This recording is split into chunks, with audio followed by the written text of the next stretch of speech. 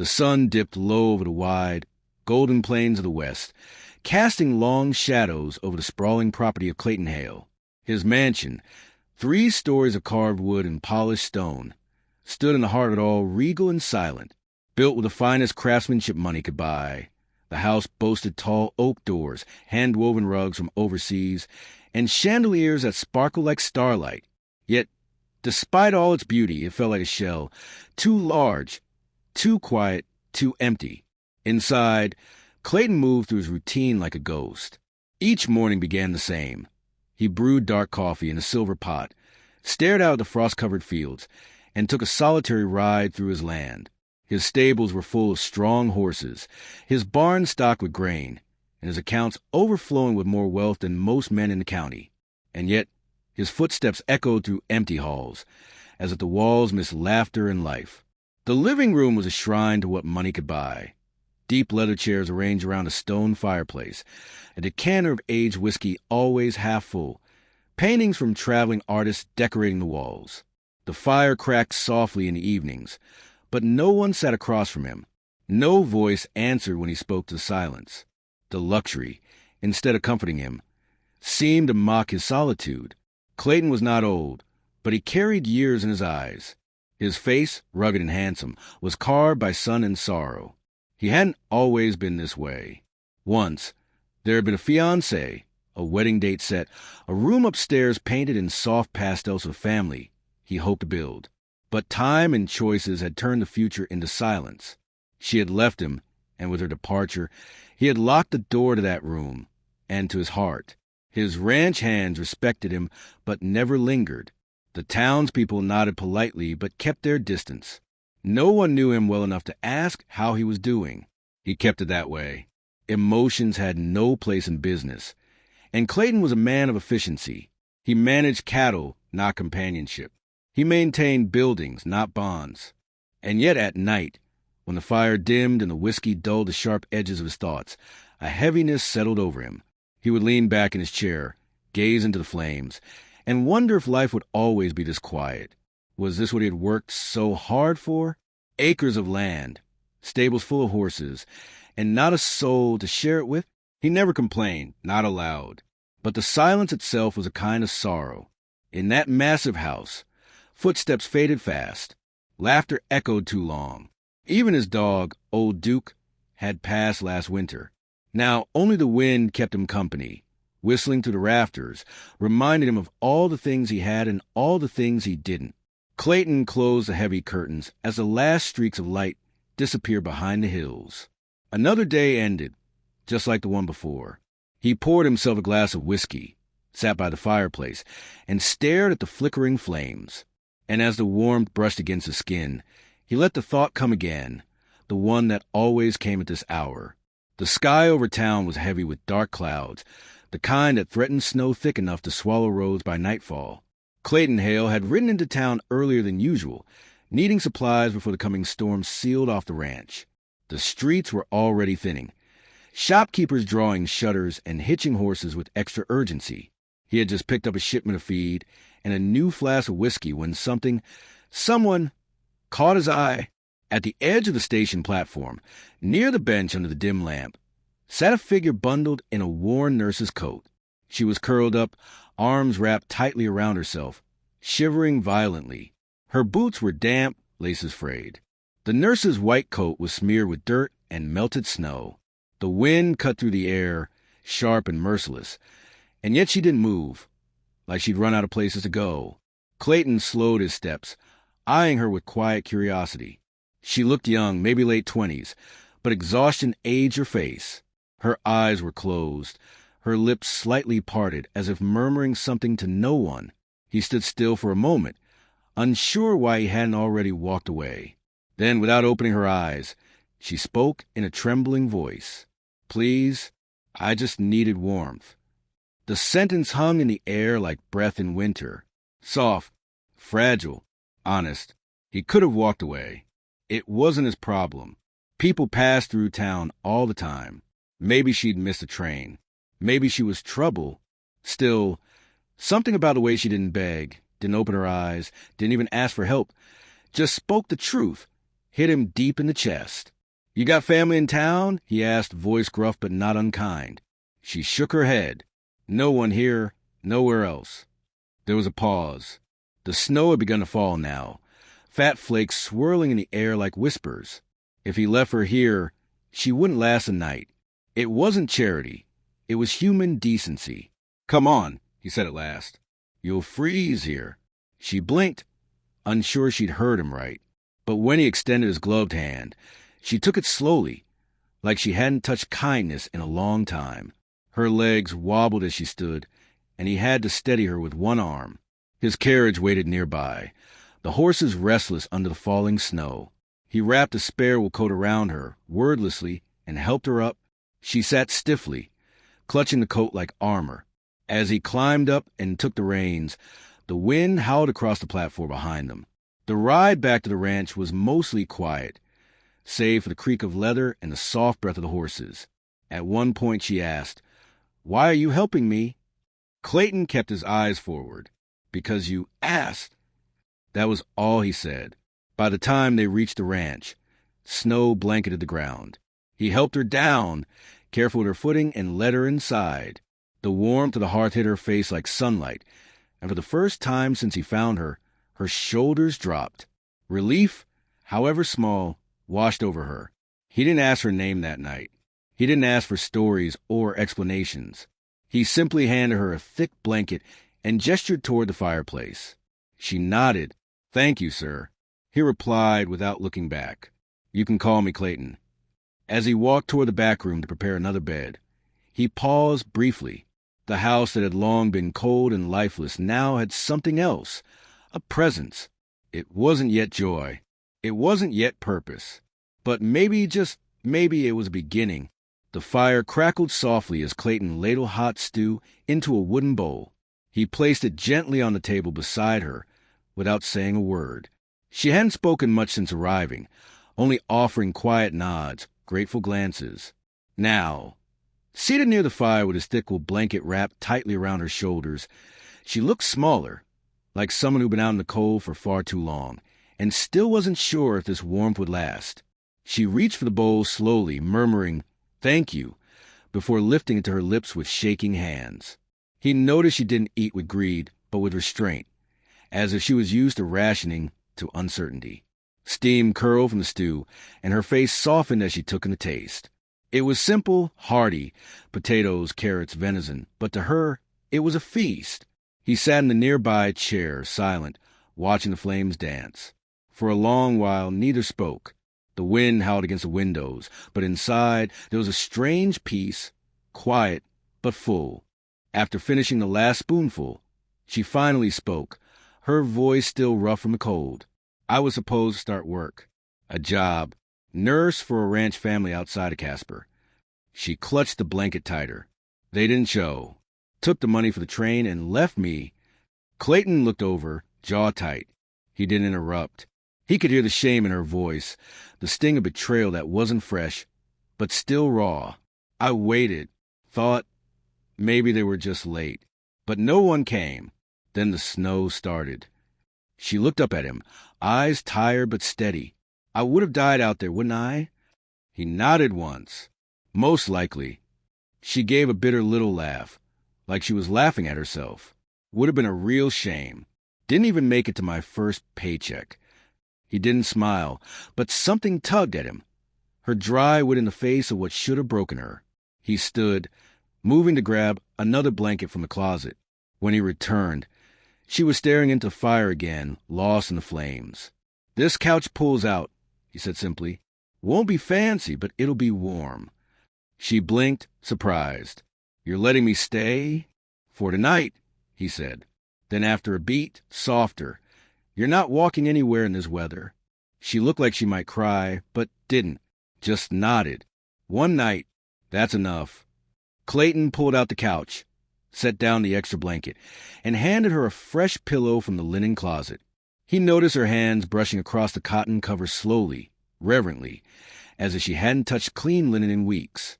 As she lay down, boots off, hair loosened from its tight, wind-swept braid, her features relaxed. The lines around her mouth eased. Her breathing grew even. She looked younger somehow, asleep in the firelight. Clayton stood in the hallway arch for a long moment, arms crossed, watching from a distance. He didn't know her name, didn't know her story beyond a few broken pieces she'd offered. But something about the way she'd curled up on that couch, the blanket clutched close like armor, stirred something in him he hadn't felt in years. Not desire. Not yet, but a pull, a reminder of the ache that came with caring. He turned away before the fire burned too low, extinguishing the lamps one by one. Behind him, the house that had once echoed only with footsteps and silence now had the faint sound of steady, peaceful sleep. For the first time in a long time, he didn't pour himself a drink before bed. The morning arrived blanketed in silence. Snow covered every inch of land as far as the eye could see, draping trees, fences, and even the barn roof in pure white. From the ranch house window, Clayton could see the storm had not passed. It had deepened. Winds whipped against the side of the house, and heavy flurries danced across the sky like restless ghosts. He poured 2 mugs of coffee, instinctively adding a splash of cream to one, though he never used it himself. When he walked to the parlor, she was already awake, sitting quietly on the edge of the pull-out couch, still wrapped in the blanket. Her face lit up, subtly but genuinely, when she saw the mug he offered. "I guess I'm not leaving today," she said, glancing toward the window. He shook his head. "Even the horses won't walk in that." They sat across from one another, coffee warming their hands. The fire crackled again, their only company in the storm. She spoke first, her voice steadier now. "Name's Claire, by the way." He nodded slowly. "Clayton, thanks for not leaving me out there. Wasn't about to bury someone in my yard this week," he replied dryly. She laughed, just a soft breath, but it made something shift in the room. Later, after breakfast, he offered her a coat and walked her through the ranch. Just the basics. The barn, the chicken coop, the frozen water pump. "Everything kind of hibernates this time of year," he explained. Claire asked questions about the horses, the woodpile, even the windmill. She seemed genuinely curious, not just making small talk. He noticed how her eyes lingered on the landscape, despite the cold, as if she was soaking in every piece of it. Inside, they worked together in the kitchen. She chopped vegetables while he fixed a drafty window pane. "You always live alone out here?" she asked without looking up. "Past few years, yeah." "Ever get lonely?" He paused and answered, "Sometimes it's better than the alternative." She didn't press, but the silence that followed was comfortable now, not hollow. During lunch, she offered to help feed the horses. He raised a brow but didn't argue. She slipped into old boots from a mudroom, miles too big, and followed him into the snow. They worked side by side, tossing hay, brushing down the more stubborn animals. Claire sneezed when the dust flew into her face, and Clayton chuckled. "This is what you call peace," she teased. "Quiet beats chaos," he replied. That evening, back in the house, the warmth of the fire battled the storm's chill that seeped through the windows. She was brushing crumbs from the table when their hands brushed for the briefest moment. They both froze. Her eyes lifted to his. Neither said anything, but something passed between them, a moment neither expected. Not romantic. Not yet, but something human. Real. Later that night, Claire sat in front of the fire again, book in hand, wrapped in the same old blanket. But now, the house no longer felt like it belonged only to Clayton. The storm outside continued to howl, but inside, warmth had taken root. The snow finally melted into slush by the third morning. The sky had cleared, revealing a pale blue dome stretching over the town and countryside. Clayton hitched up the wagon, his horses stomping impatiently, steam curling from their nostrils. Claire stood beside him, bundled in a coat and scarf, uncertain. "Ready?" he asked. She hesitated, then nodded. "If I don't freeze first." The ride into town was quiet at first. Trees were heavy with melting snow, and the roads were muddy from the thaw. Claire kept stealing glances at the buildings that slowly came into view. Storefronts, the sheriff's office, and the small saloon all standing like old watchmen on the street. People noticed them the moment the wagon rolled in. Eyes lingered too long. Voices hushed. A shopkeeper's hand paused mid-sweep. "Is that the old Clayton Place's wagon?" Someone murmured near the general store. Who's the girl? Another whisper behind a stack of crates. Claire felt her shoulders shrink as the tension pressed down. She tugged the scarf higher, but it didn't help. Clayton noticed, gave her a sidelong glance, and offered a reassuring nod. Inside the store, it wasn't much better. A heavy-set man by the grain sacks narrowed his eyes. Well, look who finally found himself company, he said aloud, not bothering to whisper. Clayton stayed calm, grabbing canned goods from a shelf. Morning, Hal.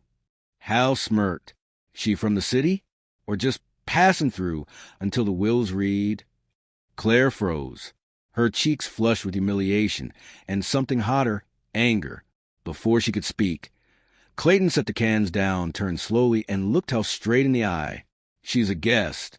Not that it's your business. Hal shrugged with mock innocence.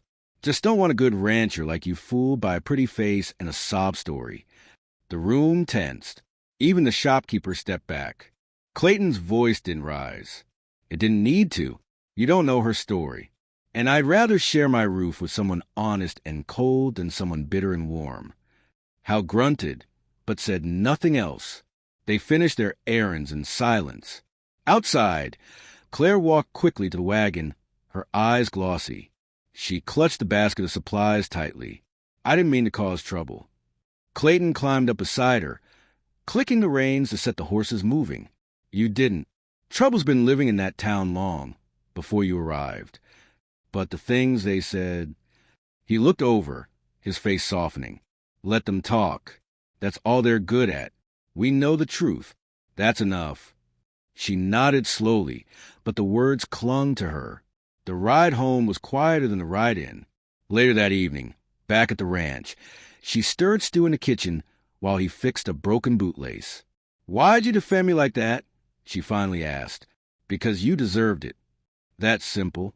Clayton looked up. It usually is. She smiled, small and real. The day had started with whispers and ended with warmth. And for the first time, she wondered if maybe, just maybe, this place would become home. The wind outside howled softly against the windows, but inside the ranch house, the fire crackled warmly.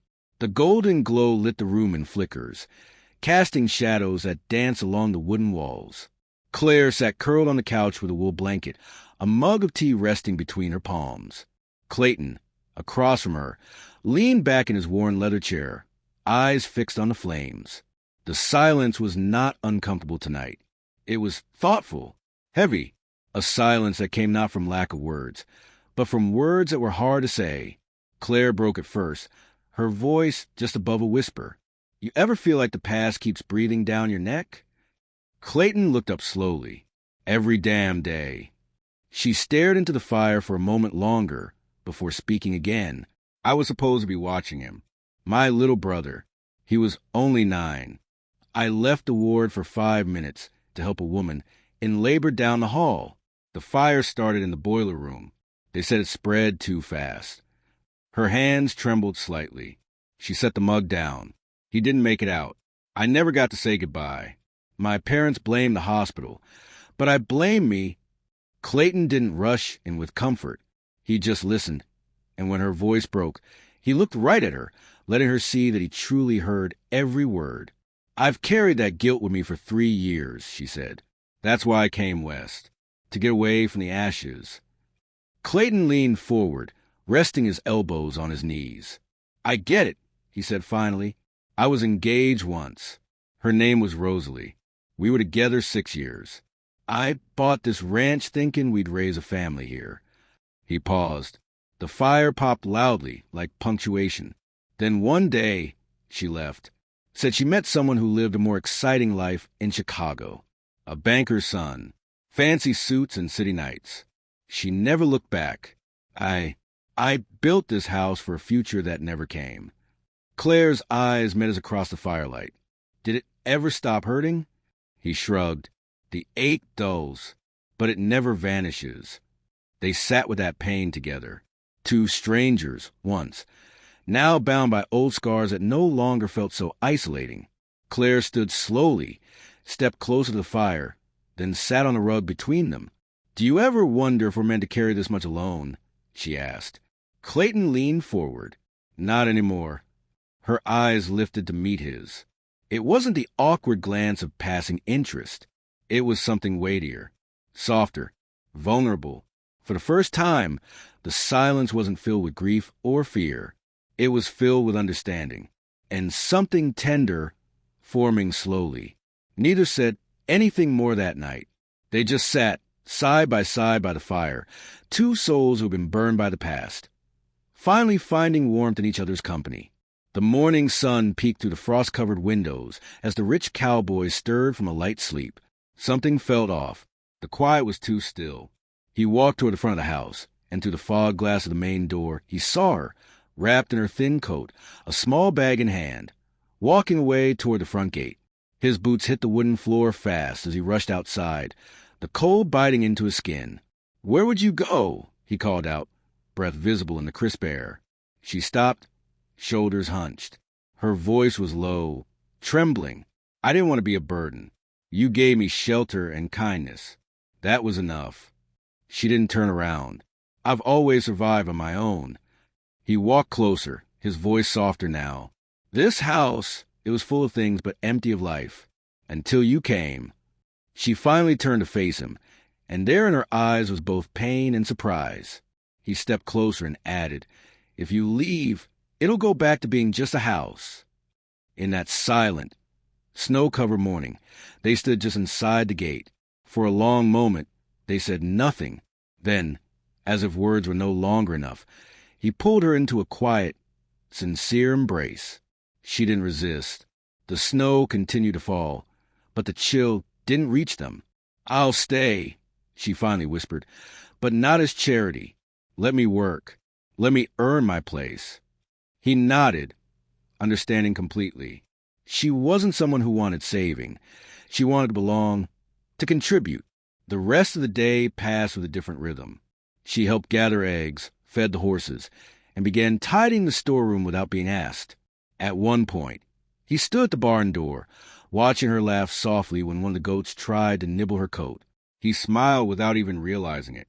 Something had shifted. That night, the dining room, once a quiet hall of silent meals, rang with light conversation and clinking cutlery. They didn't speak of the morning again, but the unspoken agreement hung between them like a shared secret. They were no longer just strangers thrown together by weather. They were becoming something more. Partners. Maybe even a reason to stay. Weeks had passed since the morning she nearly walked away. Winter had begun to loosen its grip, and the ranch, once cold and still, now buzzed with quiet energy. Inside what used to be a dusty storage room, sunlight spilled across a small examination table, shelves lined with bandages and herbs, and a warm stove humming in the corner. The nurse, now more than a guest, had turned it into a makeshift clinic. Word had spread quickly. A healer lived at the ranch now. Locals, once skeptical, now arrived by horse and wagon, seeking help for twisted ankles, fevers, and sleepless children. Her hands moved gently and confidently, her voice steady as she comforted patients. The ranch, once visited only for business, had become a place of care. She never asked for payment. Sometimes folks left eggs or firewood in return. People who once whispered behind her back now greeted her with respect and a smile. The cowboy often watched from the porch, arms crossed loosely as he leaned against the post, a quiet pride softening his normally still features. He saw her kneel beside an elderly man's wagon, rapping his foot and making him laugh with some forgotten joke. There was something about the way she moved, with purpose and grace, that made the empty spaces inside him feel a little less hollow. In the evenings, their routines had changed. She cooked more now, adding her own spices, laughing when he tried to help it spill flour everywhere. He fixed the clinic's windows, built her better shelves, brought water buckets in without being asked. They shared meals by the fireplace, sometimes talking, sometimes just enjoying the quiet. The silences between them had become comfortable. One afternoon, as she waved goodbye to a young mother with a wrapped infant in her arms, the cowboy approached, wiping his hands on a cloth from the stables. "They trust you now," he said. She looked at him, eyes warm. "They should trust you too. You gave them the place. You gave me the chance." He shook his head slightly. "I gave you a roof. You built the rest. She smiled then, not shy or uncertain like before, but certain of her place here, of her own roots beginning to settle in the soil of the ranch. The loneliness that once clung to them both had been replaced by shared glances, light touches, and a peace neither of them had felt in years. That night, as the wind rustled softly through the pines and the fire crackled on the hearth, he sat beside her on the porch steps, sipping tea. The stars glittered above the wide prairie sky. He looked at her and said quietly, more to himself than anyone, "I gave you a fire to survive." She turned, resting her head lightly on his shoulder. "And I gave you a reason to live." Neither of them needed to say anything more.